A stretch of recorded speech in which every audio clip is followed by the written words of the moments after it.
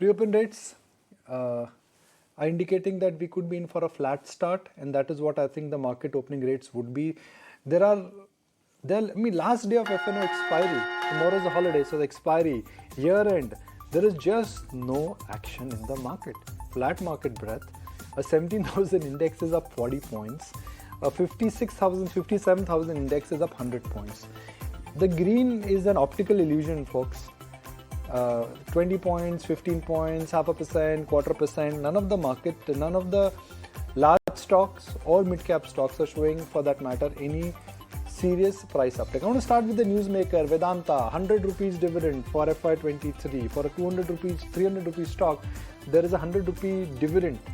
Obviously, large part has got adjusted, but the dividend which was announced yesterday is not really having a large impact on the stock. The stock's not fallen also, but the stock is not jumping. ITC cigarette price hike, that's what channel checks indicating. Brokerages are talking about it. 382 for ITC. A dead dodo stock a year ago has become the toast of the town suddenly. We'll remove that ticker. I think they're getting stuck somewhere.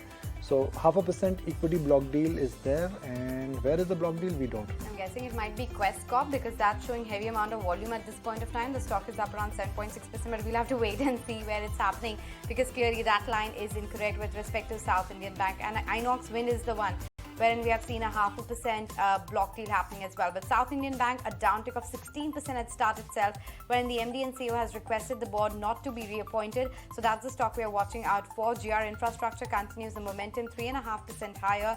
You also have losers in the sense of Hindustan Zinc, but remember there's a technical adjustment there because it's going ex-dividend. So that's the stock that we are watching out for. And in terms of other news flow, Jindal Stainless, which made that large acquisition of 1,300 crore rupees, needs to be watched out for. What's happening with the Adani group of companies? So after that slide yesterday, are they recovering today? So Adani Ports, Enterprises, let's look at some of those names as well. RPP Infrastructure, smaller stock, but an uptick of 4% there. And then there are others in the likes of Tata Power, etc., which have been coming under pressure. So let's watch out for all of these companies. But Nikunj, I have to say it's not exceptionally bad. It's not exceptionally good. The advanced decline ratio is also a bit mixed, and we'll take that, right? As long as you don't go down further, as long as few important technical levels on the Nifty are in a sense respected, I don't think this market it's going to be a day of a lot of concern. There is a talk that the promoters have been looking at unpledging their shares. So is the Max Financial deal in accordance with that? South Indian Bank, the management came last week, and now we hear that the MD has resigned, or he's decided to not renew his term, and that is straight away having impact on the stock. 14 rupees, 14.5 rupees down for South Indian Bank. It's not a large stock, but purely in terms of a market reaction, because it's a 2-digit stock, it tends to give you this kind of wild move. All right, Naresh, 3 minutes into trade, it's a mild uptick.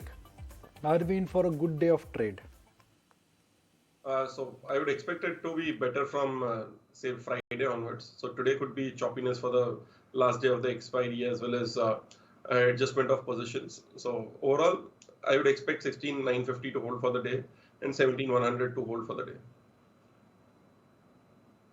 Just highlighting a few more stocks. Minda Corporation 8% higher, Quess Corp 7% higher, ITC seeing a bit of a reaction as well, and Symphony surprisingly at the start of the trading session is seeing a downtick of around 5%. SML Isuzu, wherein they are talking about raising prices by 4 to 6%, is also up around 2.6%. So Nikunja, maybe at the index level there's not much happening, but definitely stock specific action at play. That's always there, but it's not a market where you can actually see, there is a numbness in the market. I'm not using the word scare here, but numbness in the market means that nobody wants to commit more capital.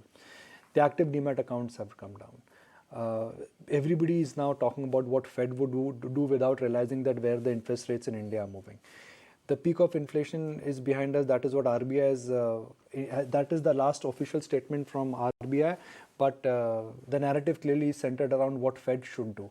Nobody is talking about the decline in commodity prices. Everybody is now suddenly focusing on what will happen to IT and the collateral damage, the layoffs will happen. So the narrative of the market has changed because the price performance is not there. And that is what is important for us to understand. That is the nature of the equity market. When the going is good, everything looks good. When the going gets difficult, then we tend to over amplify bad news. But when the going gets tough, the tough they get going. That's the spirit I'm sure Saurabh Mukherjee is going to be adopting when it comes to managing money and dissecting the market. So it's been a tough market. It's been a tough market for investors, for traders, and even for television commentators like us, because there's hardly anything to comment on. No, I think it's been a tough year for everybody. I think I've never seen both investors in India and investors in the Western world feel so subdued by the turn of events. So after COVID, there was widespread expectation that we would see a recovery, but I guess the war that started a year ago put paid to some of that, and the inflation that it engendered has led to these rate hikes. My reckoning, though, is that if we do get a U.S. recession in the coming few months, which is what the expectation is now, given the credit tightening in America that we are seeing on the back of these bank collapses and the credit tightening, I think we'll also see in Europe. If we do get a recession in America in the coming few months, that generally will be the bottom of the top of the rate hike cycle. Difficult for the Fed to expedite rate hikes if America is going into recession and banks are blowing up every week. And back home in India, we're fortunate that our economy is in good shape. I think we'll carry on having healthy corporate earnings. Across our portfolios, I'm seeing around 25% EPS growth in the year that's going to end next week. 25% EPS growth, and yet portfolios are down typically around 15%. So if you have that sort of disconnect, Nikunj, where earnings are up 25 and share prices are down 15, as an investor, you really have to.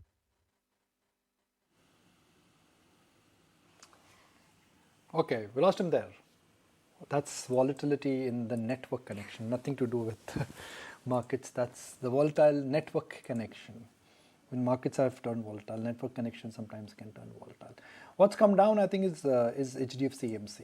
What's gone up is Quess Corp. I think there's a reverse book building there, Anisha? Correct. A reverse book building to the tune of 4.5%, and the buyer is looking to pick up the stake at a premium of 12 to 15% as well.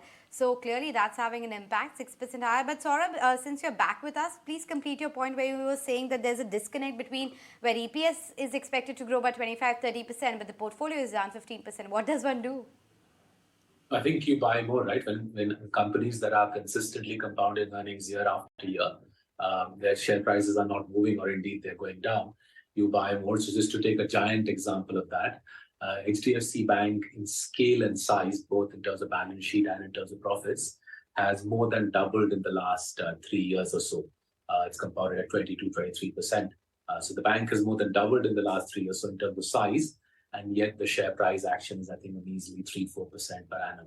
So it behooves us, we exist as equity investors to capitalize on situations like this. Sometimes these sorts of situations happen in a flash. So 3 years ago, COVID happened in a flash. In a 90-day period, it opened up a window of opportunity for us to buy great franchises at attractive prices. The last 12 months have been a slow grind, but the opportunity is similar. We've got great franchises available at very attractive valuations, and therefore we are trying our best to load up on that, rather than waiting for the Fed to say that tomorrow morning we will start cutting rates. As and when that happens, that'll be great news, but long before that, we need to load up on great franchises. Saurabh, I distinctly remember we had a conversation in 2020, and you made a similar case that a US recession is great news for India. Mm-hmm. Crude will come down, interest rates will come down. But while the recession is at play, it tends to impact global growth. It tends to impact exports. It tends to impact flows. So on the long-term basis, yes, commodity prices come down, interest rates, they come down. On the margin, it will benefit India. But by the time you reach the recession, there will be a collateral damage.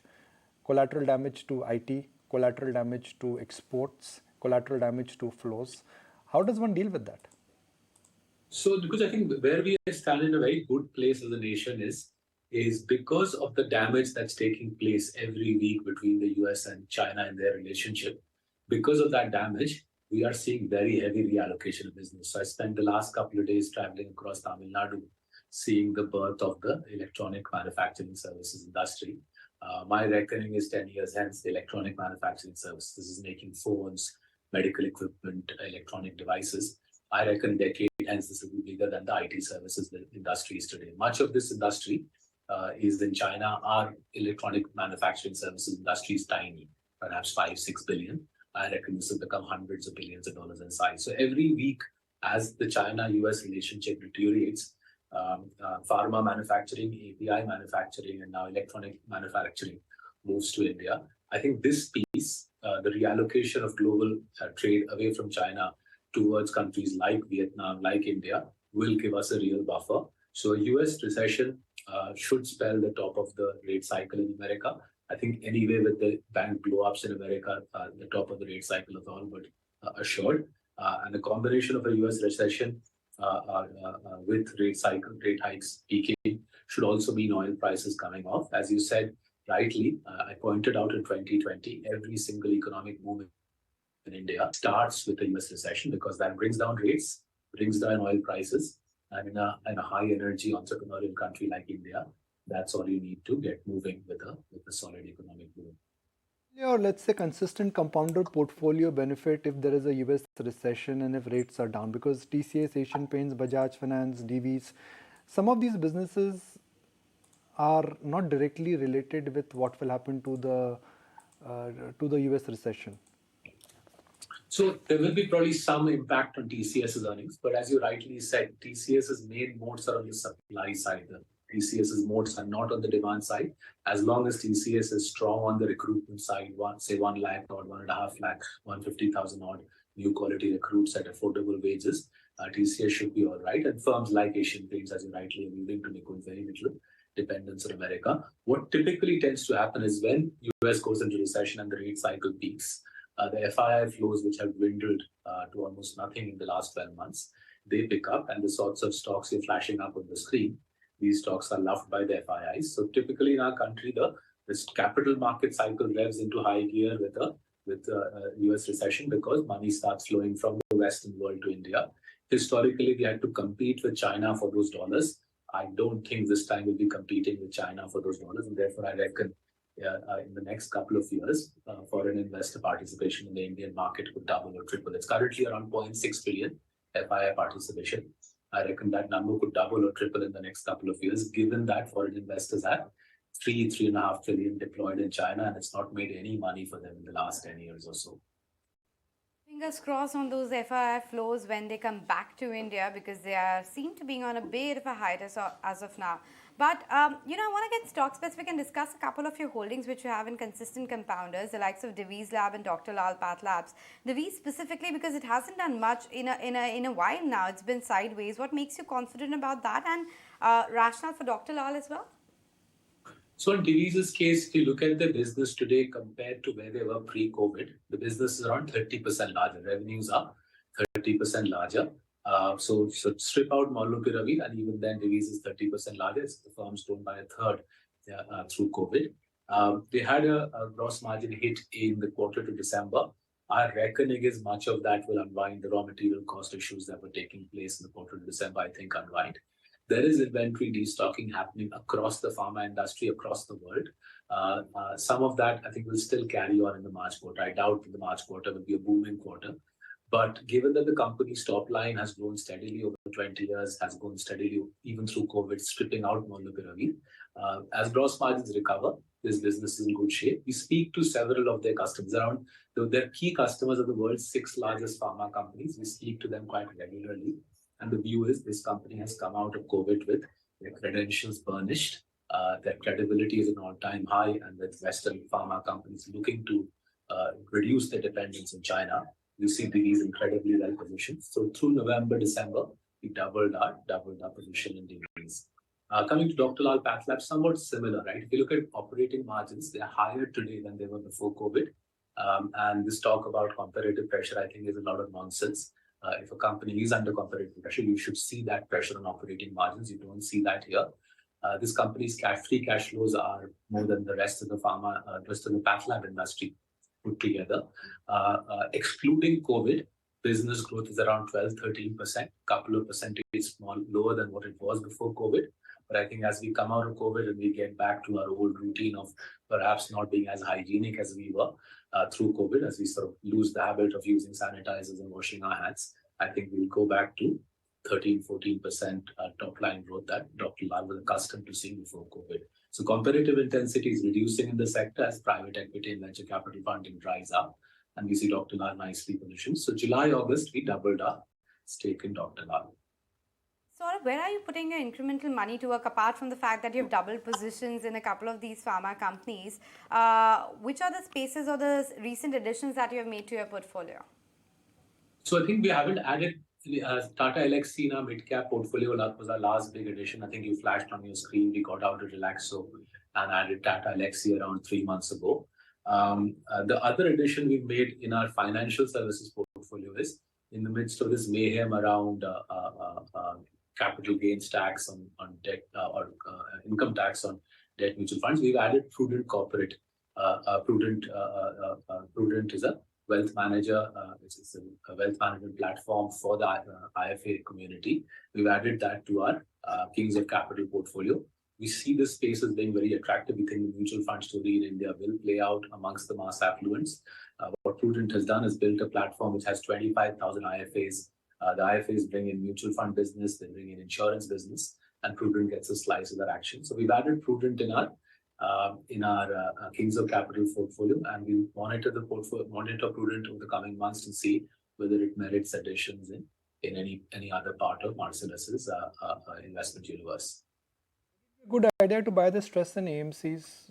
A year ago, 4,000 rupees for HDFC AMC. Now the same business, even 20% higher in terms of the AUM size, is available at 1,600.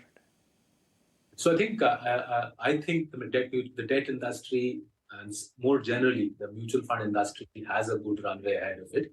Yes, SEBI will tighten regulatory loopholes, or the Finance Ministry Delhi will tighten tax loopholes. But given the sheer quantum of financialization that lies ahead of us, right? I reckon something like $1 trillion will come into financial services products over the coming 10 years, life insurance, mutual funds, AIFs, PMSs. We need to have investments in this industry. Rather than playing the mutual funds per se, Nikunj, we prefer to do it through an intermediary like Prudent Advisory. And our view is that competitive advantage is that if, say, an unlisted company like NJ and a listed company like Prudent have, these competitive advantages are formidable. In effect, they're the gatekeepers who stand between the mutual funds and the broader investing public, right? So wealthier people go through the Kotak Wealth and IIFL and so on. But for the mass affluent, for the less wealthy people, firms like NJ and Prudent have built very effective low-cost platforms for the masses to access mutual funds. And I think this is our straightforward way to play the epic financialization that lies ahead for India in the coming decade. Just one disclaimer, I am an investor in all of these stocks through our PMS products. So are my parents and so are our 10,000 clients. Thank you for the disclosure. I come back to some of the internet stocks. Today they look expensive. They don't make profits. But if you have to extend the timeline, 3 years, 5 years, the businesses could be different. The demographics would be different. So somebody who says, look, I'm in the long haul. Do you think there is merit in buying some of these stocks? Today they may look bloated up, obese. In your framework, they will not even pass through the first filter. But is it time to stretch it for next 5 years and then look through them? I think there is merit in doing that. But the only thing is we need to look out for companies with distinctive capabilities, right? Because there are lots of clever coders in our country. There are lots of clever entrepreneurs. If tomorrow morning Saurabh Mukherjee starts a pizza delivery business, it's difficult for me to tell you, Nikunj, that I have built a moated pizza delivery business or I have built a moated business for delivering cabbage to Nikunj's house, right? Therefore, the search should be for companies which have distinctive capabilities, so companies that can do something that their rivals cannot. And as I've said in the past, we keep looking at Nykaa and saying, are they in that space? Has Nykaa built a platform? Has Falguni Nair and team, have they built a platform which is distinctive, which is unique? There are elements to what Nykaa does which we think are very clever, very unique, but I think they could do more on the tech platform. And we're keeping an eye on that. Our focus has typically been to understand the business fundamentally. What does the business bring to the table that nobody else can? And if we find such businesses, given that valuations have come off, we would look to invest. But as yet, that search continues, yet to find too many digital businesses in India which have distinctive capabilities. InfoEdge remains in our mid-cap portfolios as one such business. I think the Naukri platform is utterly unique.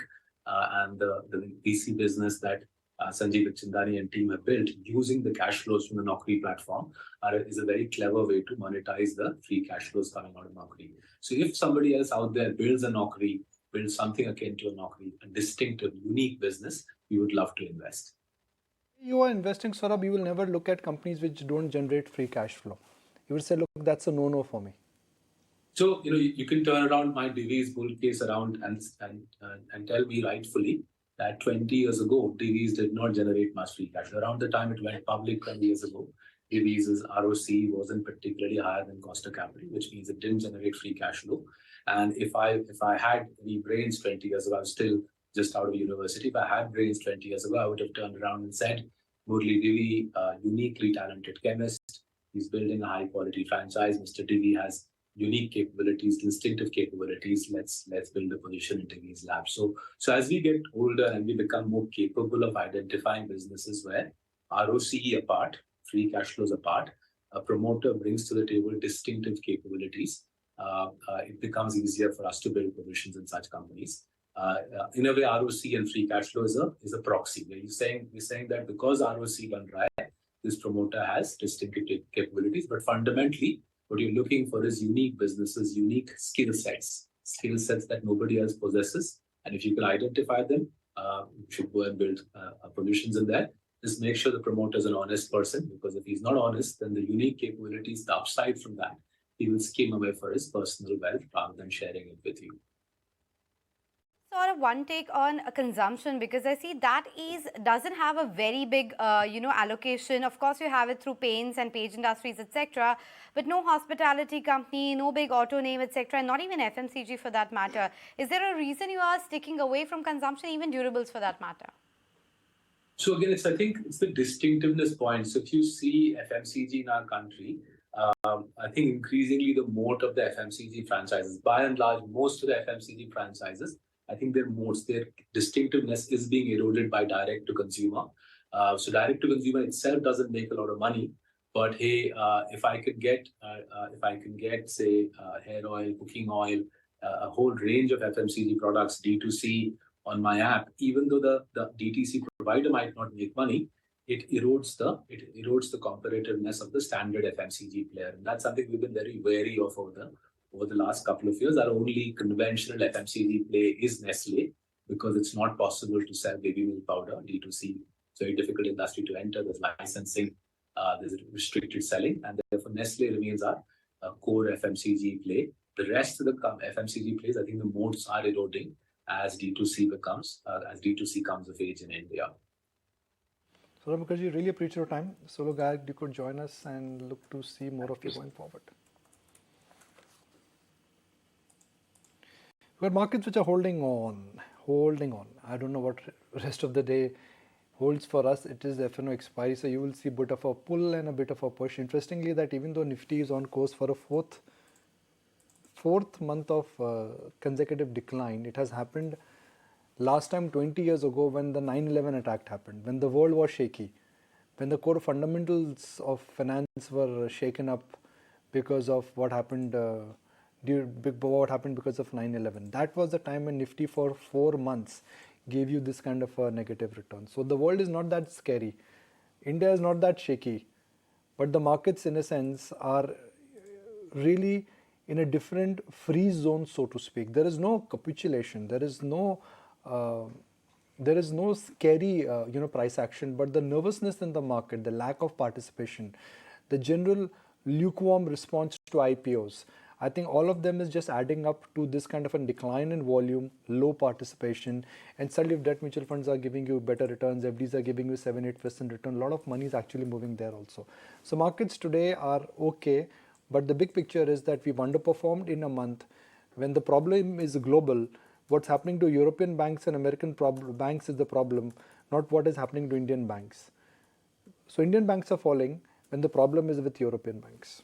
That's the way markets sometimes are. Short term, they can always disappoint you, or they can overreact. Right now, I think they are overreacting. I'm very clear in my head. Vinayak Chatterjee joins us now. I'm going to shift something which is more bright and chirpy, the Indian infrastructure space, and there is only good news coming from there. Vinayak, every time we've discussed the infrastructure space progressively in last couple of years, brick by brick, slow but gradual. Things are moving in the right direction. What is the headline Yes. news for our viewers? How would you say the infrastructure sector has evolved and moved in last 12 months? Okay, so the headline news, and I'll look ahead, is that we have a 10 lakh crore budgetary provision in this year's union budget, which is for the fiscal year 23-24. Now, the rule of thumb in the infrastructure sector is that when the central government spends on infra, an equal amount gets spent by three other entities: states, public sector enterprises, which is off the balance sheet, what is called off the budget, extra budgetary resources, and three, private sector.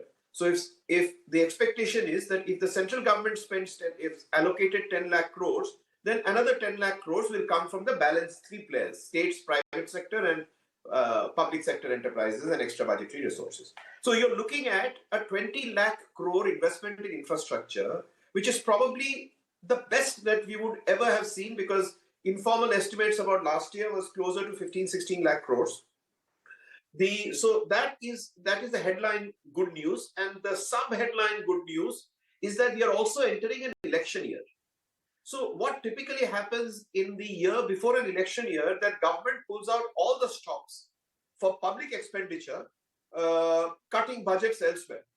So the combination of these circumstances, I think, will lead to very good order books for companies who are in the EPC space or in the second differential space, where you supply goods and services to the infrastructure sector. Are there worry lines? Yes, there are worry lines, which is that the data till about December, January has shown that central government expenditure has been pro rata on track as per last year's budget. But states have significantly fallen behind. Private investment in Indian infrastructure is still far distance away. The confidence is not there to put balance sheet money into PPP projects yet. And the extra budgetary resources should be on track because they're largely PSUs. But the worry line is on private capital and states picking up their expected shares. The other worry line is that there is a jugalbandi at work. The jugalbandi is National Infrastructure Pipeline, which is 20 lakh crores per annum and which is largely dependent on government and these institutions funding public expenditure. And the jugalbandi is that there is a national monetization pipeline which is supposed to monetize existing operating projects, which are called brownfield projects. So public expenditure for greenfield, monetization of brownfield are supposed to be the left hand, right hand tabla that should be playing together. So while the public expenditure pipeline is expected to be positive, unfortunately, the experience on this whole business of monetization, disinvestment, privatization has been far, far below expectation, as you well know. The target for this year was 1,62,000 crores. I am not sure what the 31st March figure is, but I am told it's going to be somewhere between 40 to 50,000 crores. So 1/3 achievement. So the monetization story is not playing out. And that might impede the, shall we say, the speed with which we could have expected public expenditure to increase. But I've said a lot. Let me pause here to take some questions and remarks from you. So let's look at the core sectors. Road has been a runaway success, literally. Road has been a runaway success. Which are the other sectors where you say that there is more success than policy failure? Railways. See, railways till almost 3-4 months ago, you will see that EPC players were glowing in their reports of how much order book they were getting from railway tracks and from electrification, as well as from metro projects. So that I would feel is a success, although I am getting anecdotal evidence. So don't please hold me to it, but the anecdotal evidence I'm getting very, very recently from EPC players is that the orders on railway track and electrification have kind of slowed down, and the allocations to stuff that is far more visible in the public eye, and no surprise in an election, in an oncoming election mode, which is the budgets appear to have been shifted to the acquisition of some 3-4 or to the manufacture and acquisition of 300-400 Vande Bharat trains, as well as in station redevelopment. Now, you will agree that this is politically very astute, because these are things that the voting public can see, whereas new tracks and electrification do not get the same attention.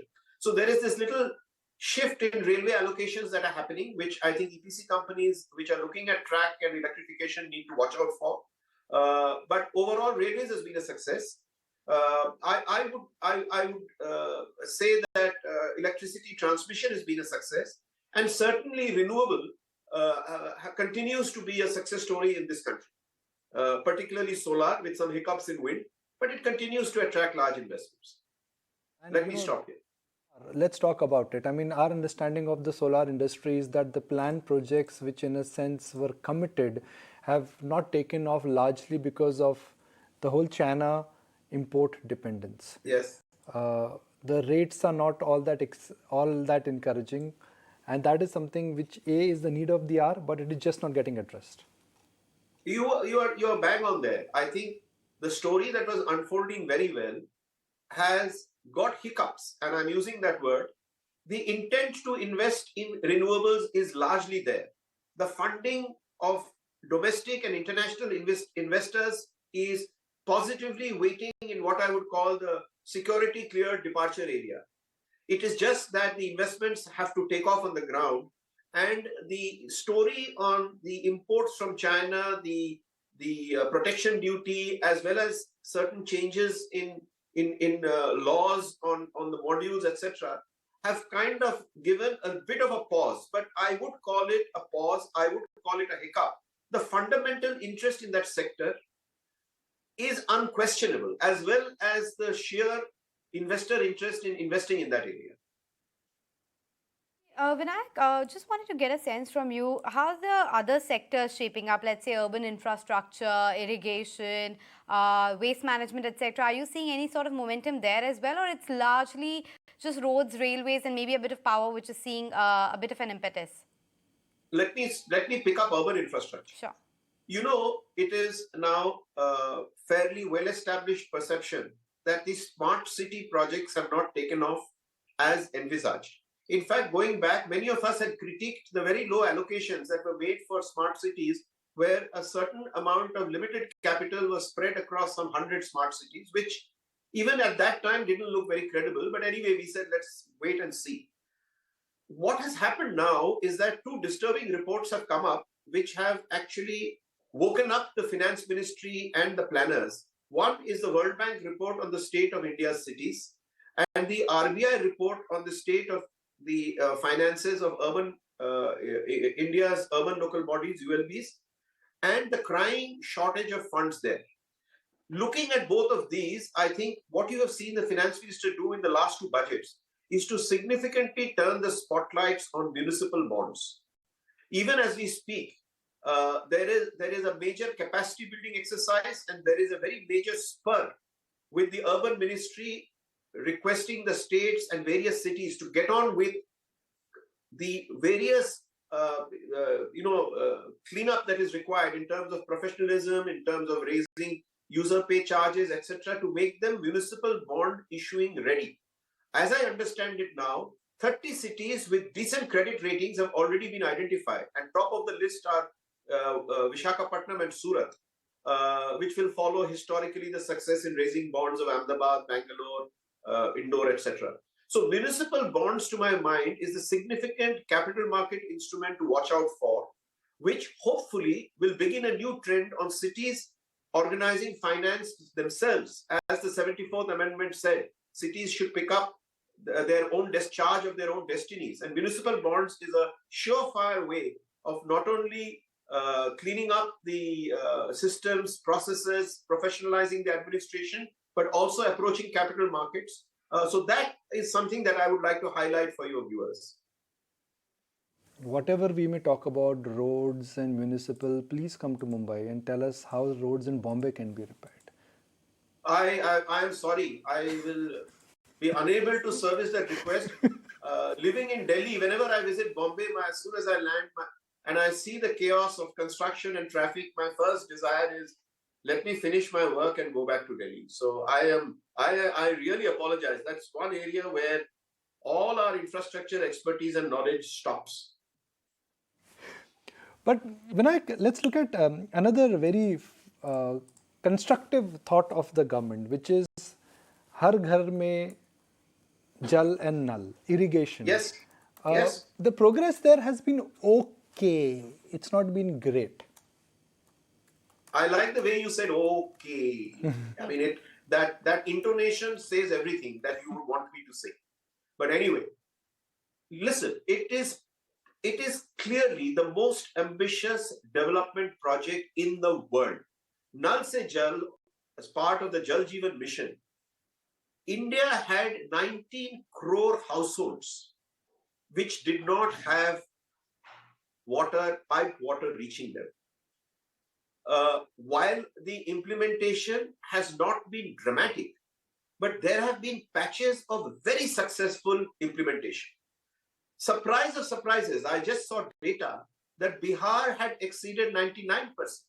So has Goa. So has, I am forgetting, one of the northern states, it's either Himachal or it's possibly Himachal. And many other states are close to the 95% mark. So when you go through the Nal Se Jal data, you will be pleasantly surprised to say that while there have been areas where it is still work in process, there have been large portions of the Indian geography where the data is showing up as 95% implementation plus. Now that is something to cheer about. And now after the hardware is put in, I think the emphasis has to shift to saying, is the services coming through? Are we getting clean water 24/7 at the right pressure? And are the right operations and maintenance institutions in place? Because the whole approach is to have subcommittees in villages called Jal Samitis take care of their own pipes and water sources. So those are things that attention has to go to. But overall, I would be appreciative of the efforts made in a very, very difficult situation of actually going to the water source and then collecting households. Back to you. Okay, Vinayak, thank you so much for joining us today. Paucity of time, but would have loved to discuss the topic more, but appreciate you joining us on ET Now today. Thank you. Been a pleasure to be on the channel. Thank you. Likewise. But in the meantime, there is a decent amount of build-up for the market, 17,020 for the Nifty. Just wanted to highlight some of the individual movers. While Adani Ports and Enterprises are holding up, the other group companies, Transmission, Green Gas, they are down 5% in the trading session. You also have ITI Limited, which is up a good 8%. Piramal Pharma is seeing quite a bit of bounce back. Minda Corp, Alok Industries, Shipping Corporation of India. These are some of your other big movers when it comes to the broader markets. We'll step into a very short break, but don't go anywhere. When we come back, we discuss the outlook for all cargo logistics as they've increased their stake in one of the JVs as well. Let's try and understand with them as to what it means for the company going forward.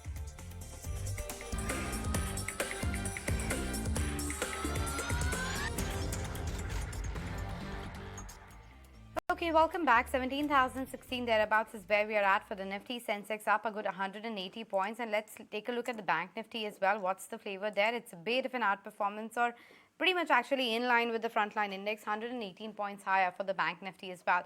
We're discussing the state of infrastructure with Vinayak Chatterjee. So let's take that discussion forward with All Cargo Logistics as well. Ravi Chakar, the Chief Strategy Officer at All Cargo, joins us now. Hi, Ravi. Thank you so much for making time and speaking with us. Well, you recently announced the acquisition of 30% stake coming in on the Gati Kintetsu Express JV as well from your Japanese partner. Could you talk to us about what will be the incremental revenue that comes out of it? What kind of, is it going to be EPS accretive? What's the rationale for this? So pleasure being on your show. And this is in line with our earlier announced strategy of consolidating our position in the domestic supply chain. We have two businesses therein. One is contract logistics, wherein we had also announced acquiring the nearly 39% stake of our partners. And in the express business, where we had a joint venture with KWE, we had announced acquisition of the 30% stake from them. And that has been signed off yesterday by way of the share purchase agreement, which has been signed. And with this, we would increase our holding in the operating entity, which is Gati Kintetsu Express. And this has been in line with our agreement signed with our partners in the past, in 2016 and 2019, for the respective businesses. What this would allow us to do is, it would allow us to operate the businesses with greater strategic independence, and it will also allow us to drive synergies better between the two businesses, which is contract logistics and express logistics, which should benefit in increasing the revenue and also making the businesses more efficient individually. And as we have also shared earlier, we are also exploring schemes of restructuring by which we can potentially bring these businesses in a more synergistic way. And that's something which you should also be in a position to elaborate on in the coming couple of months. So this is a step in that direction. Because, sir, that the Japanese ownership in Gati will go down eventually? I mean, are you working towards that final thought? So the Japanese partners, KW, they've been great partners for us, and now we have bought out their 30% stake. This was the partnership at the operating entity. So now it would be owned 30% by All Cargo directly and 70% by Gati. So Japanese partners would no longer be partners in the operating express business. Keep both the entities separately listed, or eventually the roadmap is to merge them? We know the principles we are working on. We want strategic independence for the businesses. We want financial flexibility, which means you want to eliminate holding structures. You want the businesses to be, synergistic businesses to sit together. We have appointed advisors and we are working with them. And now with this partner stake having been bought out, it allows us to move forward in our restructuring plans, and we would continue to work on that. And like I said, maybe another couple of months, we should be able to come out with a clear picture. But the principles remain very simple: make businesses strategically independent and create financial flexibility, remove our inefficiencies. And that's what our endeavor would be. Really, for our viewers, All Cargo and Gati, two logistics business. Every business has a unique proposition. So let's define the unique proposition of Gati and unique proposition of All Cargo. There are benefits of synergies. That's why, of course, the thought of acquiring was there at the first stage. But if our viewers are watching the show, if they're investing in Gati, what is the unique business proposition and what is the USP of All Cargo? Yeah, so as far as All Cargo is concerned, we are global market leaders in LCL consolidation, which is the niche ocean freight business. We are far ahead of competition on our digitization journey. The way we've been able to transform the company from a technology standpoint, using all the analytics to drive intelligence, optimizing network, our ability to service our customers through a unique global footprint. We operate with one enterprise system, which is very unique in our industry. So there are multiple competencies which put us significantly ahead. And therefore, in a very unique situation, I would say that each industry has a market leader and a tech disruptor. In our case, we are both the market leaders globally, and we are also the tech disruptors, changing the way industry operates on a global basis. So that's something which is a very unique value proposition which All Cargo brings in. And when I say All Cargo, I'm referring to our flagship international supply chain business. When it comes to the domestic supply chain business, we are the only company with significant scale in both express and contract logistics businesses. While there are players in both these independent businesses, our ability to service customers end-to-end for their inventory management as well as distribution requirements in the B2B space that we operate in is extremely unique. And within that, Gati has a legacy strength of its network. And over the last couple of years, the way the business has been transformed from both financial, operational, and technology standpoint, we believe that the combined synergies which are present in the group would allow the business to be very differentiated in terms of what services we can offer to customers. So one common theme across both businesses, unique abilities to service customers for end-to-end requirements, which are significantly different from our competitors and peers. Ravi, let's get back to the core business, and your earnings in Q3 were a tad bit tepid, of course, keeping up the entire discontinued operations adjustment, but the earnings were a bit tepid because the volumes were on the lower side. There was a bit of a decline as well, and you had hinted that next couple of quarters are going to be a bit sluggish with respect to the trade activity. What's the reading on the ground now? I think we're living in very interesting times, and even as a company, we have to make short-term and the long-term strategy. On one hand, we are seeing, a couple of quarters of sluggishness, and like we have stated in the past as well, we have seen volumes declining from about October onwards last year until February. The good part is that March has seen a bounce back, and March indicates towards improved performance in the months to follow. So from a month perspective, I think March has been a month of recovery, and we see the trend to gradually continue and international rate flows to improve. And from a quarterly perspective, naturally with January and February being weak, this quarter could remain subdued. But from April quarter onwards, we see momentum coming back in terms of the volumes. At the same time, we also need to be sure that we are focused on building capabilities in the long term. Because what's happening in the long term is, one, on the global basis, logistics is going through a massive transformation. The adoption of technology and digitization in logistics has not happened at this pace in last 20 years when, banking, retail, several other industries got digitized. So with the paradigm shift in how logistics operates globally, we have a unique opportunity to be at the forefront of that revolution. And on the other hand, on the domestic side, we find that India, as it aspires for, Right. the manufacturing-led growth, the whole opportunity at hand for us is to how do we, prepare Sure. ourselves to be a digitally run logistics company which enables economic growth in India and globally. Sure, that's the long-term strategy. But just quickly to wrap up the conversation, given the fact we are seeing a bit of a bounce back, you're on track to achieve that guidance of 25-30,000 crore worth of revenue in FY25 with a margin profile, or FY24 rather, with a margin profile of 9 to 10%? We have shared the guidance for 2026, and that guidance continues to remain what we have shared. On that note, we'll let you go. Thank you so much, Ravi, for joining us with that quick take as to where the setup is with respect to the business and what does the acquisition do for the company going forward. For the markets holding on to that 17,010 mark and the Sensex to 160 points higher. We can go across to our technical guest now to try and understand what are the chart busters ideas they are spotting for us at this point of time. Naresh, let me first come to you. What's the chart buster idea this morning? So looking at Nifty Small Cap 100 Index. So if we look at it today, we are closer to 8,700 mark.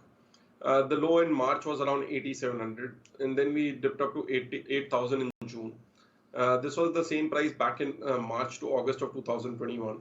So roughly 2 years of return has become zero. This was the same price where it was in 2018 when the downfall started. So roughly 5-year return is zero. Whenever this 5-year return becomes zero, that is a good time to build a small cap portfolio. We saw in 2020 lows, the 5-year return was zero. We are back to 2015 prices. Same way today on the Nifty Small Cap 100, we are back to 2018 prices. So out here, the last low is at 8,000. That's a risk of 5%, 6% from current levels. But the upside could be we could go back to 10,000 to 12,000 in the medium term on the small cap indices. So right now is the time to build a small cap portfolio, wherein the breadth has weakened across the board. A lot of stocks have corrected good 20 to 40% from the top. So small caps is the time to build a portfolio right now. You're saying small caps is the time to build the portfolio there. Let's get stock specific. Are you at least giving us some small cap ideas or sticking to the large caps given the very near-term volatility that you're expecting? So looking at more trades from the larger cap side as of now. So first is the buy on Bajaj Finance, which has corrected a lot. Could be a bounce back trade towards 5,800. A stop loss at 55.50. Second is the buy on PFC, which has corrected from 170 down to 145, 150. Retesting the last breakout, expecting a bounce back here again. A stop loss at 144 and a target price of 160. Okay, Naresh, thank you so much for giving us those top ideas. But let's shift focus and talk about another event which is lined up today, SEBI board meeting. So the SEBI board may approve the ASBA-like system for secondary markets and end the practice of directors occupying permanent board seats at listed companies as well. ET now has learned from sources that in its board meeting today, SEBI may make many far-reaching changes for market participants. Ankur Mishra, who tracks this very closely, is joining us with what to expect. Hi, Ankur.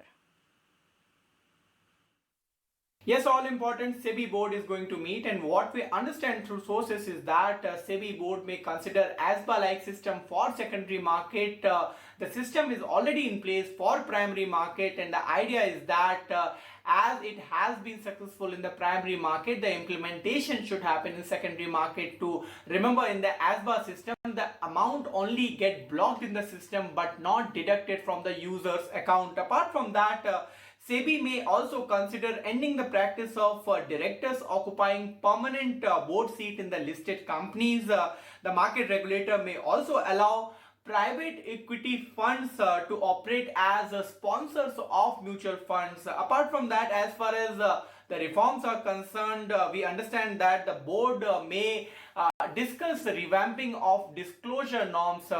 Currently, as far as the timeline of disclosures are concerned, it is within the 24 hours of the occurrence of the event. Now that may be reduced to 12 hours as it was suggested in the discussion paper too. Now ESG norms is also something which the SEBI board may consider. There is a need of standardization of ESG norms, and we may see that in the board meeting that consideration may happen. Thanks a lot for that. That's a big exclusive. SEBI board meeting today, post market hour, and we expect that there would be some big changes in the entire ASBA mechanism, which is largely used for the IPO market. Now, before we take a break, here are some thoughts from Sanjeev Bhasin and Chakri Lokpriya on what stocks they're betting on. SW Solar is the largest EPC player in the world. It is the sole agent for providing EPC and MEP for any solar panel and PVs. And Reliance Energy now has a 40% stake. I just had a conversation some time back with the management. They had an order book of 800 crore till last year. This year they are executing 4,000 crore. And by next year, it can even touch 10,000 crore. They have a margin of 11 to 12%. So you can imagine the bandwidth this stock has to create wealth. It is just an 18 crore equity. Reliance Energy owns more than 40%. And if you do your homework and sit still for 1 year, I can guarantee you this year it will be a double. If you wanted to pick particular stocks in your portfolio, then I think stick with the large caps. Dr. Reddy and Sun are two large picks.